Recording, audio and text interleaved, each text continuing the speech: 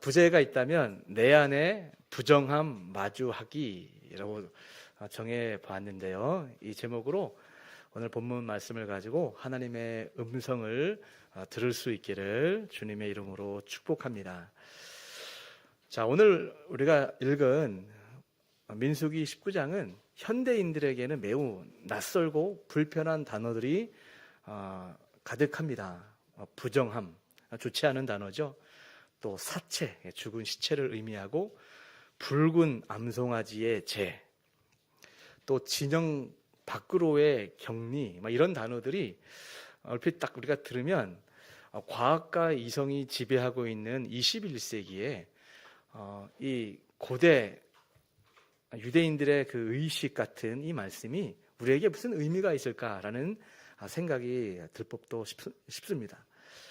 자, 이 부분을 팀 켈러 목사님은 이 부정함이라는 이 단어를 좀 의역해서 수치심, 정서적인 수치심이라는 이 단어로 현대인들에게 적용을 했던 것을 제가 본 적이 있습니다.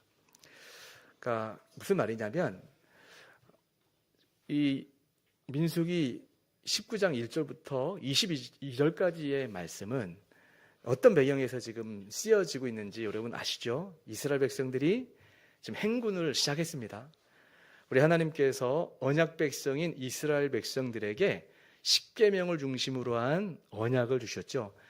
언약을 주신 이후에 여러 가지 하나님께서 명령하셨던 것 중에 할례를 행하게 한 이후에 또 할례도 행했을 뿐만 아니라 이스라엘 백성들에게 유월절을 지키게 했습니다. 기억하시죠? 유월절을 지키게 하신 이유는 너희들의 정체성이 무엇이냐?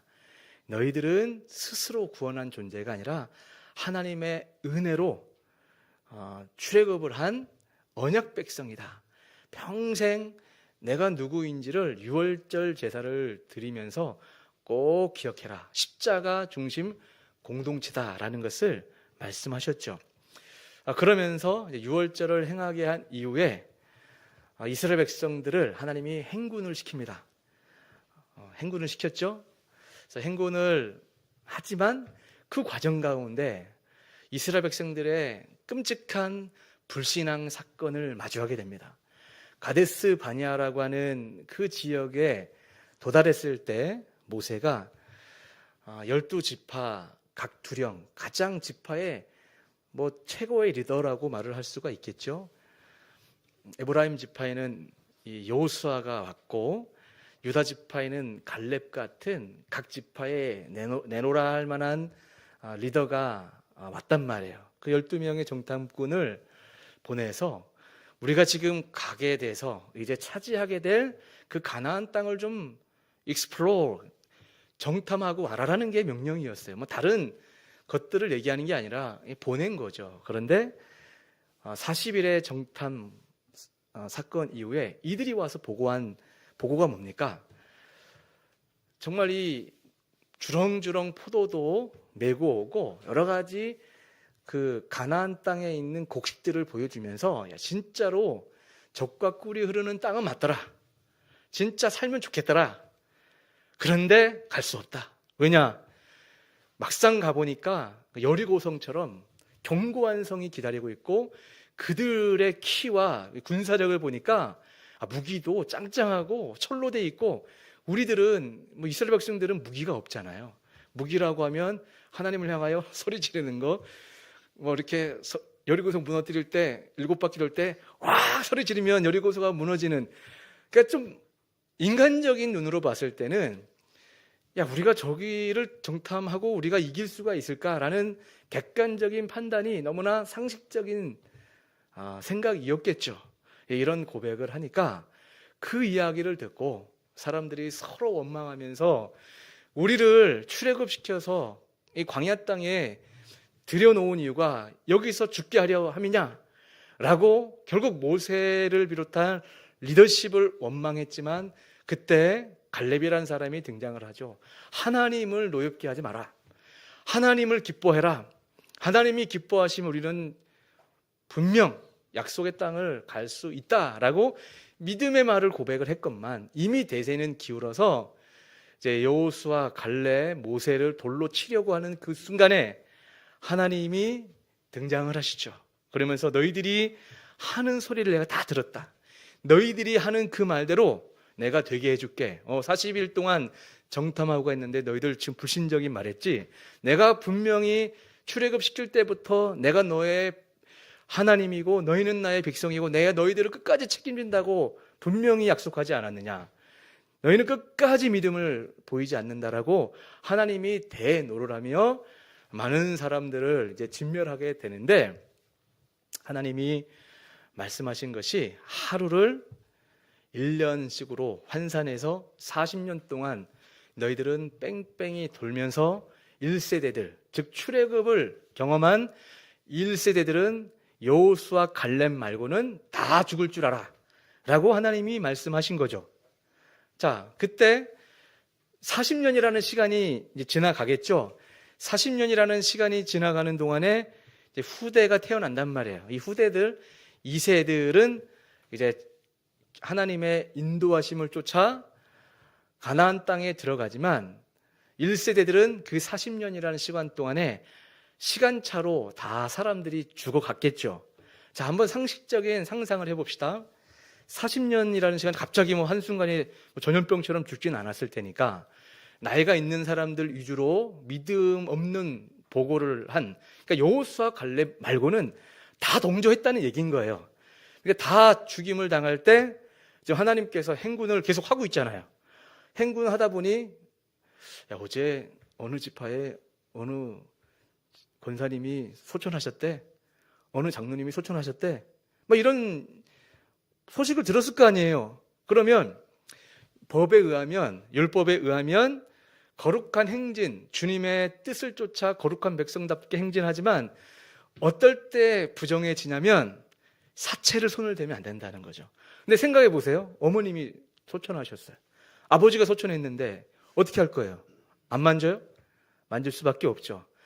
부득이하게 우리가 이 행진의 길을 걸어가다 보면 하나님의 말씀을 지켜 행하고자 하지만 부득이하게 죄에 빠질 수도 있고 인간의 동정심이 있어서 또 죄를 범할 수도 있고 여러 가지 이유로 인하여 우리가 죄를 범하게 될 때, 부정한 존재가 될 때 어떻게 다시 공동체에서 끊어지지 않고 하나님의 임재 가운데 머물며 공동체의 사랑과 보호를 받으며 행복하게 행진할 수 있는가에 대한 말씀이 오늘 본문 말씀입니다. 굉장히 중요하죠.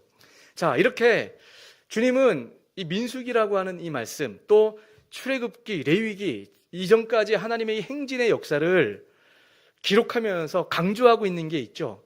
하나님의 백성은 하나님과 공동체를 떠나서는 살 수 없다는 거예요. 언약 백성은 늘 정결한 상태가 유지되어 살아가야 된다는 거죠. 정결하게 우리가 살아가고 싶은데 우리의 현주소처럼 하나님의 말씀을 쫓아 순종을 해야 될 순종의 의지도 약하고 하나님을 아는 지식도 부족하다 보니 알고도 지은 죄, 모르고도 지은 죄가 우리 가운데 얼마나 많이 있는지 몰라요. 근데 이런 부정함에 우리가 물들게 되면 오늘 말씀에서 우리가 살펴보겠지만 묘한 영적인 일들이 이루어집니다. 부정함에 물들면 우리들의 생각과 우리들의 사고방식과 우리들의 이 상태에 이 전염이 되고 부정한 상태가 결국 죽음이거든요. 죽음의 이 DNA들이 작동을 하기 시작하므로 우리의 입술의 말들이 거칠어지기도 하고 우리의 행동들이 죄성 가득한 모습이 드러나기도 하고 그런 판단과 행동과 말과 우리의 행동이 나오고도 있음에도 불구하고 이미 나의 생각과 나의 모습이 전염되어 지금 전염된 상태가 되면 큰 중병으로 나아가기 전까지는 잘 인식을 못하게 된단 말이에요. 여기에 큰 문제가 있습니다. 이러다 보니 이 팀 켈러 목사님은 이 부정함을 이 시대의 수치심, shame이라는 단어로 현대인들에게 적용을 했습니다. 이게 무슨 말이냐면 우리가 하나님을 믿고 하나님을 섬기며 따라가도 인간의 본성이 타락한 양심이 살아있다 보니까 끊임없이 타인과 비교당하고 성과로 증명해야 되고 어떤 기준에 미달하게 될 때 공동체로부터 격리될 것만 같은 공포감이 우리 가운데 있게 된다라는 거예요. 나는 충분하지 않은 것 같아. 나의 현재의 진짜 모습을 알게 되면 나를 떠나겠지? 나를 좀 우습게 생각하겠지? 이런 생각들이 우리 마음에 자리를 잡게 되는데 이게 부정함의 증상, 쉐임이라는 거예요. 그래서 이 쉐임을 감추고 괜찮은 척하기 위해서 어쩌면 일상의 삶에서는 무너져 살아가다가도 교회만 오면 천사의 얼굴을 하고 아주 평상시의 삶을 너무나 잘 살아가는 듯한 모습으로 얘기하게 되는 거죠. 그래서 이 민수기 19장은 이 죽음, 죄의 결과로부터 접촉하여 부정해진 인간이 어떻게 다시 공동체로 돌아와 하나님의 인도함을 받으며 우리의 영혼의 깊은 갈증과 수치심을 해결받아 더 큰 하나님의 은혜 가운데 살아갈 수 있는지를 보여주고 있습니다. 자, 오늘 본문 이제 하나하나 좀 살펴보려고 하는데 먼저 19장 2절부터 5절까지의 이 핵심 포인트는 그래요. 자, 저거 한번 다시 읽어볼까요? 시작. 여호와께서 명령하시는 법의 율례를 이제 이르노니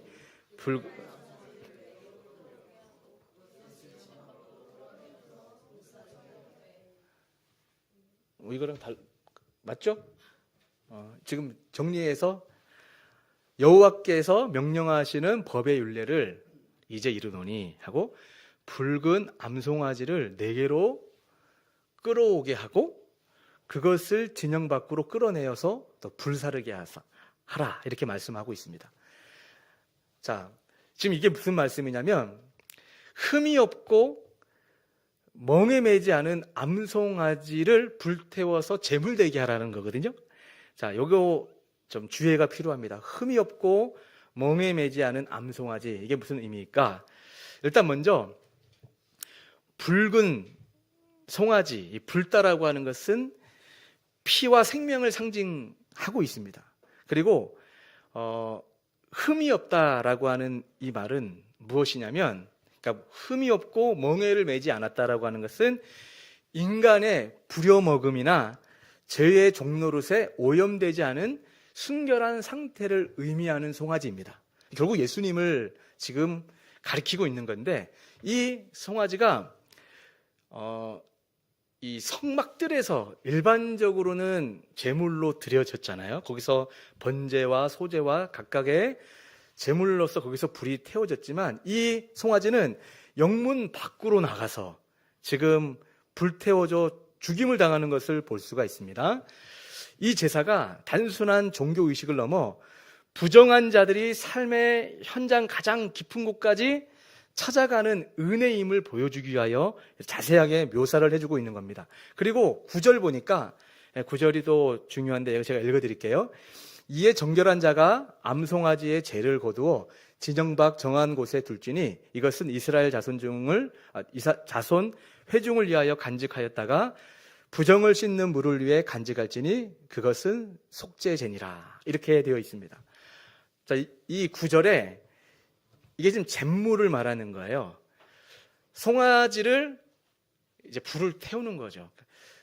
송아지가 불을 이제 태워지면 이제 좀 잔인한 것 같긴 하지만 재가 남겠죠.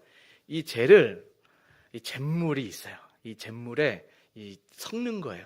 그리고 이 섞인 이 잿물을 부정해진 존재에다가 뿌리면 정해진다라는 것을 가르쳐주고 있습니다. 여기서 이 잿물을 메니다라는 단어를 쓰고, 굉장히 중요한 단어예요. 메니다.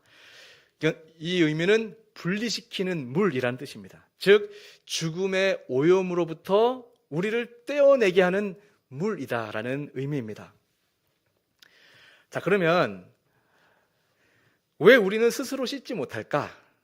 우리 스스로가 부정함이나 수치심이나 우리가 삶에 그 아파하고 있는 그 문제들을 우리 스스로가 왜 해결하지 못할까? 한계가 있기 때문에 그래요. 자, 보세요. 19장 13절 보게 되면 저렇게 되어 있습니다. 같이 읽겠습니다. 시작.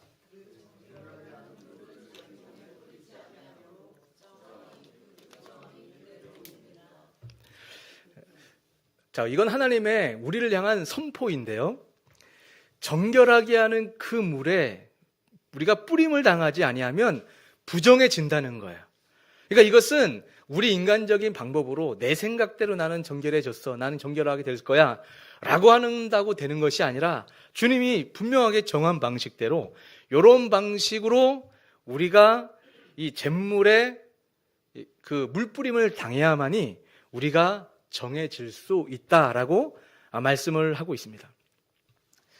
이것은 결국 누구를 예표하고 있는가? 예수 그리스도.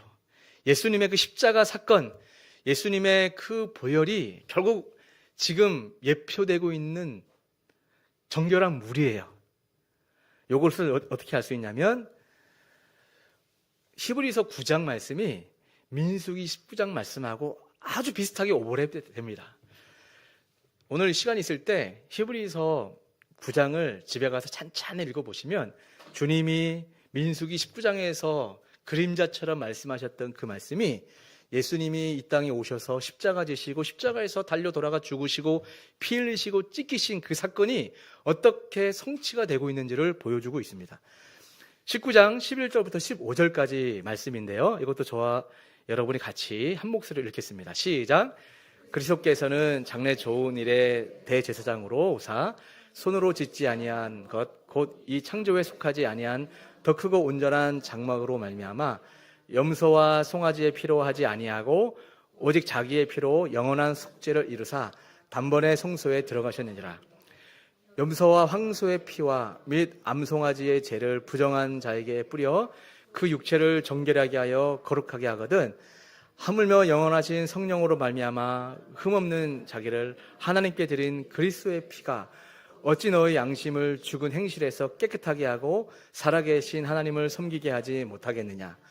이로 말미암아 그는 새 언약의 중보자시니 이는 첫 언약 때의 범죄에서 속량하려고 죽으사 부르심을 입은 자로 하여금 영원한 기업의 약속을 얻게 하려 하심이라.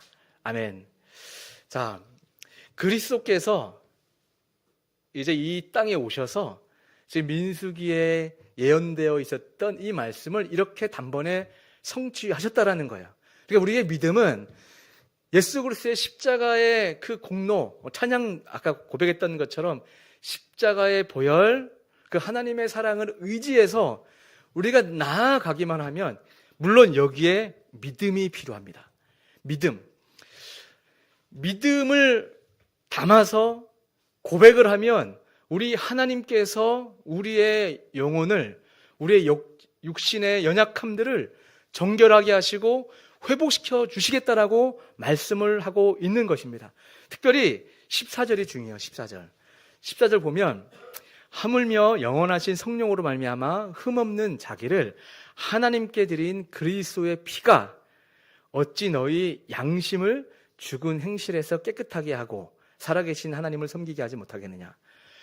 그리스도의 피가 무엇을 깨끗하게 한다고요? 너의 양심을, 여기서 양심이 등장을 하고 있어요. 좀 여러분 문맥상 왜 여기서 양심이라는 단어가 툭 튀어나오지라는 생각이 들지 않습니까? 우리가 보통 양심이라고 하면 뭐가 떠올라요?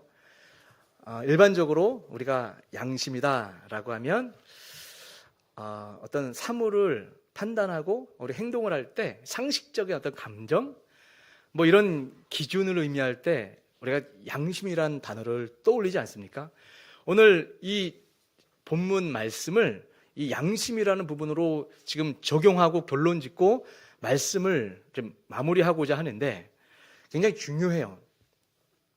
양심과 우리의 영혼의 씻음이 어떻게 우리 실생활 상황 가운데 깊이 연관되고 있는지, 자, 저기 자료 좀 띄워주시겠어요?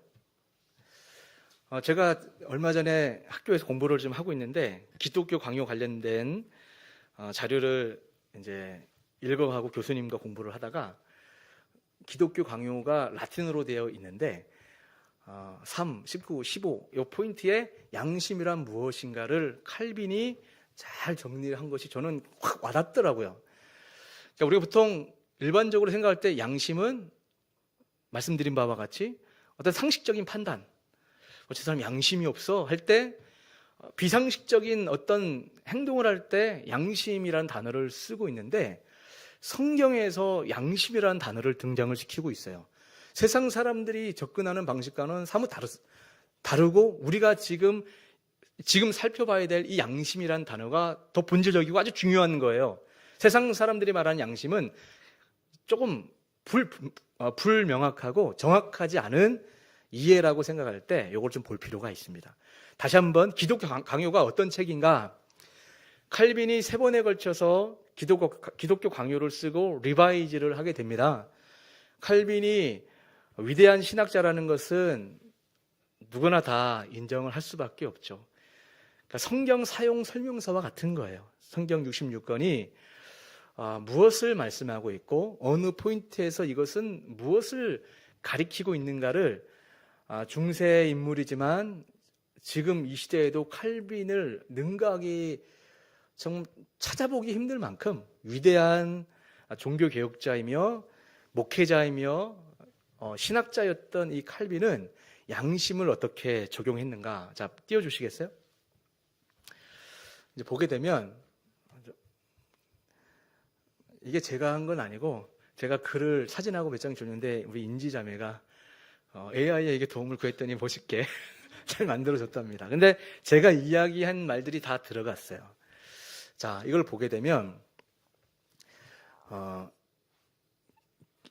기독교 강의에서 양심이 무엇이냐 할 때 두 단어가 합산된 거라는 거예요. 영어로는 콘션시아라는 단어를 쓰고 있는데 이게 그러니까 함께라는 단어와 센시아, 그러니까 지식이라는 이 단어가 합성되어서 이게 양심이라는 단어로 우리에게 지금 번역이 되어 있는 것입니다. 그러니까 칼빈은 성경에서 양심을 하나님과 인간 사이에 중개적 기능을 하는 존재로 양심을 봤다라는 거예요. 자, 아무튼 요거 PPT는 알아서 제가 설명할 때 몇 커트 되거든요. 설명을 제가 쭉 할 테니까 성도들에게 이해가 되도록 화면을 보여주시면 될 것 같아요.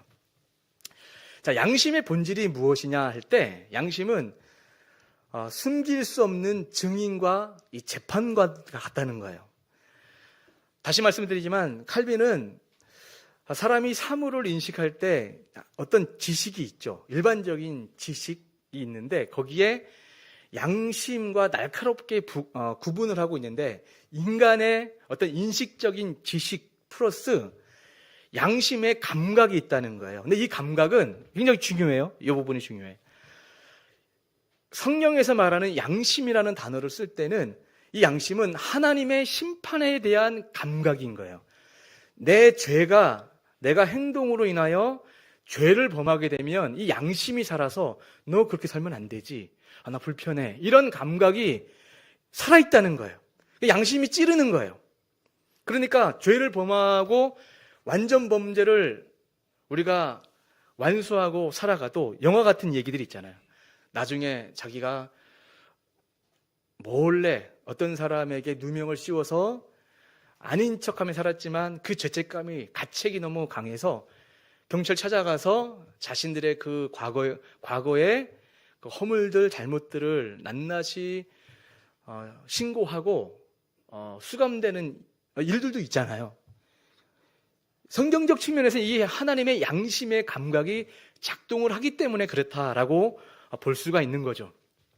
그러니까 결국은 여기서 보게 되면 지식과 하나님 심판에 대한 감각이 이제 합쳐지면 이게 양심인데 결국 양심이 살아있다라고 하는 것은 내가 어떤 행동을 했을 때 하나님이 나를 어떻게 판단할 것인가?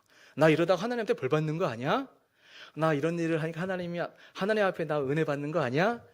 라는 이런 감각, 이것이 작동되는 것을 양심이라고 하는 거예요. 자, 그 다음 보시면 숨겨진 죄가 있죠?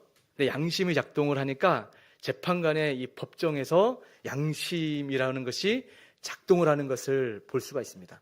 요거를 정리하면 첫 번째, 양심의 첫 번째 역할은 중개자라는 거예요. 중개자. 그러니까 하나님과 인간 사이에 중개적 기능, 그러니까 인간이 자기가 하는 바를 자기 안에 스스로 억누르지 못하도록 이 막아내는 이 존재가 양심이라는 겁니다. 또 양심의 두 번째 역할은 추적자라는 겁니다. 아무리 진실을 회피하려 해도 마침내 그를 유죄의 상태로 이끌게 되면 이 내면을 집요하게 추적을 당하는 거죠. 아, 내가 이렇게 살면 안 되지. 다른 사람은 알 수가 없어요. 하나님과 나의 양심이 아는 겁니다. 자, 그리고 세 번째가 파수꾼과 감시자의 역할을 한다고 합니다. 그러니까 모든 행위를 하나님 앞에 재현하도록 요청하는 내적 파수꾼이 된다는 겁니다. 다 이해되시죠? 저만 설명하고 있는 거 아니죠? 모든 죄를 지켜보며 망각 속에 묻혀 있지 않게 하는 이 감시가 바로 양심이라는 겁니다. 그러니까 그 다음 슬라이드 보게 되면 완벽한 내면의 시스템, 양심의 삼중 구조가 억누름을 막는다, 끝까지 찾아낸다, 망각을 방지한다. 자, 요렇게 나의 양심이 바르게 작동되고 있는 상태가 돼야 바른 믿음의 사람으로 살아갈 수 있다라는 거예요. 그런데 우리 디모데후서 살펴봤죠. 후메네오 같은 사람은 양심에 대하여 파산하였느니라. 예수 믿고 신앙생활하고 공동체는 몸담고 있는데 양심이 파산되니까 적절한 상황 가운데 내가 죄책감이 생기고 내가 이렇게 하면 하나님께 심판받는 거 아니야, 이렇게 반응되어야 될 사람이 양심이 파산이 되니까 감각이 없어요. 나쁜 행동을 하고 나쁜 짓을 해도 양심에 찌름도 없고 죄책감을 못 느끼니까 그렇게 말을 하고 행동을 하는 것이겠죠. 그래서 고대 속담에 율법 아래 양심, 양심은 천명의 증인이다라는 말이 있습니다. 그러니까 하나님 앞에 누구도 자신의 죄를 피하거나 변명할 수 없음을 보여주는 정말 이 고대 이 말씀을 받아보고 있었던 정서에 있었던 이 나라만이 있을 법한 어떤 속담 같아 보입니다. 자, 우리가 이 땅을 살아가면서 오늘 이 말씀을 어떻게 우리가 적용해 볼 수 있을까? 지금 하나님은 언약 백성이 되어 행진을 하고 있는 우리 인생의 길에 하나님은 지속적으로 성령 하나님이 말씀하시는 거예요. 아까 히브리서 보니까 성령 하나님의 말씀으로 말미암아 죽은 행실을 갖고 있는 우리에게 하나님의 말씀의 빛이 비치니까 우리의 양심이 썩은 행실에서 살아있는 행실로 바뀌게 된다라는 거예요. 그래서 하나님을 섬기는 사람으로 적합하게 변모된다라고 말씀을 하고 있는 겁니다. 그러므로 자, 오늘을 살아가는 우리의 삶 가운데 우리가 어떻게 무엇을 적용해야 되는가? 내가 다른 사람들은 어떻게 본다 할지라도 내가 하나님 보시기에 정 바른 양심이 살아있는가? 주님 보시기에 책망받을 모습으로 살아가고 있음에도 불구하고 주님 앞에 주님이 말씀하시는 정결한 십자가의 복음으로 말씀의 은혜를 받지 못하고 있으니 영적으로 무감각해져 가는 거예요. 예배가 냉랭하고 말씀을 읽어도 감각이 없고 삶을 살아도 기준이 없는 삶으로 살아가고 있는 것은 어느 누가 뭐라고 해서 하는 것이 아니라 어느 누구보다도 성령 하나님의 내 마음에 조명하시는 성령의 빛, 말씀의 빛을 늘 받고 그 하나님의 빛이 우리 영혼을 비추어질 때 이 공동체 안에서도 끊어짐이 없이 하나님과도 끊어짐이 없이 늘 평안하고 우리가 때로는 부정해질 수 있어요. 그렇죠. 우리는 정결하게 살기 원하지만 부정해질 수 있어요. 그래서 주님은 우리에게 제단, 장막을 만들고 그때마다 오늘처럼 회개를 강조하고 있는 거예요. 히브리 4장에 오늘이라 일컫는 날에 이스라엘 백성들처럼 너희들 마음을 강팍하게 하여 하나님의 말씀을 멸시하지 말라 라고 분명히 오늘 강조하고 있습니다. 오늘 회개하는 거예요. 오늘 여러분의 삶 가운데 양심이 말씀이 내 마음을 찌르는 것이 있으면 주님, 회개하겠습니다. 저 양심 이 양심이 화인마디면 내 인생에 소망이 없습니다. 어느 누가 뭐라고 해도 주의 말씀 안에 조명함을 받아 하나님 앞에 깨어있는 하나님 섬기기에 거룩한 성도, 거룩한 백성 되기 원합니다의 고백으로 여러분 살아갈 수 있기를 주님의 이름으로 축복합니다. 그리하면 잠시는 이탈돼도 다시 진영 안으로 들어와서 하나님의 구원을 기뻐하며 하나님의 놀라운 인도하심을 경험하게 될 줄 믿습니다. 그 은혜가 우리 사랑하는 성도들 앞길 가운데 있기를 축복합니다. 우리 찬양하겠습니다. 우리 찬양 완전하신 나의 주, 우리 찬양 주님 앞에 완전하신 주님 닮아 그렇게 살아가기 원합니다.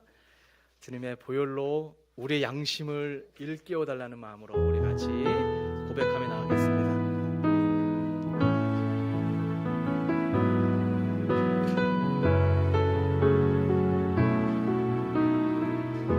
완전하신 나의 주, 완전하신 나의 주, 의의 길로 날 인도하소서. 행하신 모든 일 주님의 영광 다 경배합니다. 완전하신 나의 주님, 완전하신 나의 주, 의의 길로 날 인도하소서. 행하신 모든 일 주님의 영광 다 경배하니. 예배합니다. 찬양합니다. 예배합니다. 찬양합니다. 주님만 날 다스리소서. 예배합니다. 찬양합니다. 주님 홀로 높이. 예배합니다. 찬양합니다. 예배합니다. 우리 주님 찬양하기 원합니다. 주님만 온 영역에서 다스리시기 원합니다. 날 다스리소서. 예배합니다. 찬양합니다. 주님 우리 한 번만 더 고백합니다. 예배합니다. 찬양합니다. 예배합니다. 찬양합니다. 주님만 날 다스리소서. 예배합니다. 찬양합니다. 주님 홀로 높이 받으소. 우리 상같이 기도하며 나갑시다. 이 시간 우리 기도하며 나갈 때에 여러분은 회개하는 마음으로 기도합시다. 여러분이 회개하는 것이 여러분 부끄러운 것이 아닙니다. 우리는 40년 같은 광야길에 늘 비탈하고 주님 앞에 홈을 부정해질 수 있지만 하나님 앞에 주님 회개합니다. 성령과 말씀으로 비춰주셔서 내 양심이 깨어있고 살아있게 하여 주셔서 하나님의 뜻 가운데 살아가는 성도 되게 하여 주시옵소서. 우리 예수원 교회가 상처받고 부정해진 영혼들이 찾아온다 할 때 복음의 샘물로 씻음받고 다시 일어나 영적 목욕탕처럼 회복의 기지가 되게 하시고 영적 죽음의 문화가 가득해지고 있는 이 땅에 정말 성경 중심적이고 예수님의 십자가 중심으로 온전히 교회가 세워지는 정결한 교회의 능력이 있는 성도와 교회 되게 해달라고 우리 시간이 제목 가지고 우리 주여 한번 부르고 기도하겠습니다.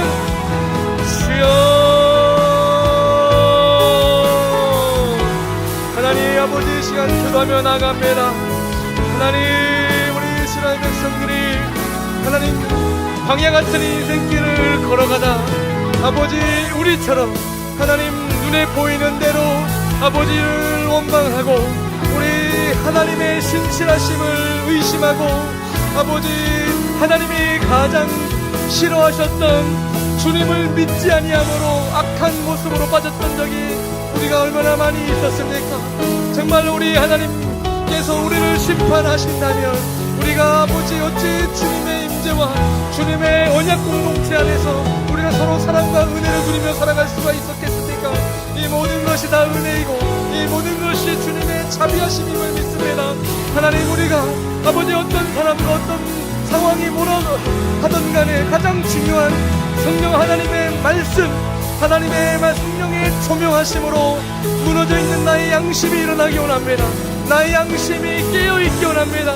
세상 사람들의 상식적인 어떤 양심이 아니라 주님의 말씀, 언젠가는 우리 주님의 심판과 하나님의 정말의 우리의 상황 가운데 상분을 주실 것이라는 것을 기억하며 우리가 아버지 하루하루 살아가는 삶이 언약 백성답고 우리 하나님의 영광을 위해 살아가고 있는지 아니면 육신적인 모습으로 살아가고 있는지를 돌아보며 아버지 죽어있는 나의 양심이 살아나서 아버지 정말 착한 행실, 하나님 선한 행실, 선한 양심으로 일어나서 시대와 죽어가고 있는 상황 가운데 다른 사람들이 다 옳다고 말을 하여도 하나님의 말씀의 기준으로 아버지 아닌 것은 아니라고 말할 수 있는 아버지 살아있는 양심, 주님의 복음의 양심이 아버지 살아있게 하셔서 생명수와 같은 아버지 피 물뿌림에 있는 이 수원교회의 아버지 재단이 되게 하시고 아버지 예배당에서 하나님의 생명을 경험하게 하시고 우리의 영적으로 힘을 얻는 우리 주의 종들 안에 수 있도록 주여 도와주시고 인도하여 주시고 주여 도와주시옵소서. 도와주시옵소서. 하나님 감사합니다. 은혜 가운데 저희들을 또 이렇게 불러주셔서 감사합니다. 주님, 내 힘과 나의 의와 성취로 내가 의로워져 보겠다고 정결해 보겠다는 식으로 살아왔던 순간들이 너무나 많이 있었음을 고백합니다.